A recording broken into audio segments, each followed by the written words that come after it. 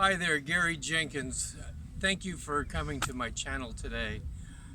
I want to ask you to please subscribe if you enjoy what I'm talking about as I go from my road to recovery from redundancy. Also, if you just give me a like, that helps with the analytics. Behind me is the Canary Islands Space Communication Center.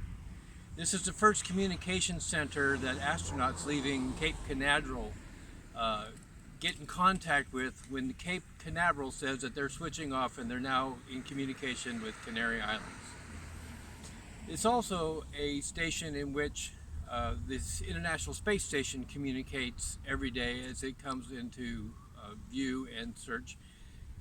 The European stations, the Russian stations, everybody comes into Canary Islands at some point during the day.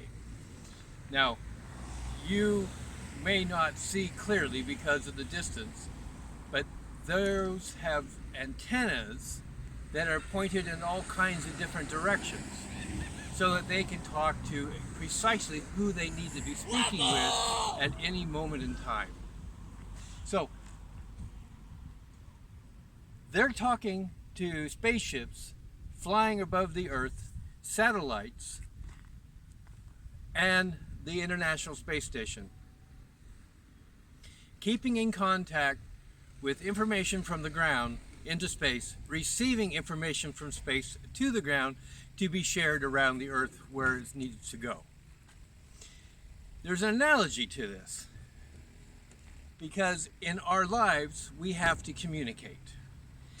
In order to make information clear and precise to people, we need to know who we're talking to, who we're communicating to, and what it is about them that they need to hear. What we want them to understand from our points of view. And at the same time, we have to be receptive to their communication back to us. These people are giving us a wonderful example of what we ought to be doing in our communication. One of the worst cases of communication that I can point out to you is the example when somebody says something to you and you walk to a third person and say, what did he mean by that? Wrong way to communicate. Best way, excuse me, what did you mean exactly by that so I understand clearly what you're saying to me? That's exactly what these people do. They go back and forth in their communication, and if you listen to space travel talk, or aircraft pilots talking to ground control, the ground controller will say, go to altitude 352, 1,000 feet, continue on westward trajectory, 325,000 TWA, out. If it's wrong, they come back. TWA instructions are go to 325,000 west. Understood? 325W, out.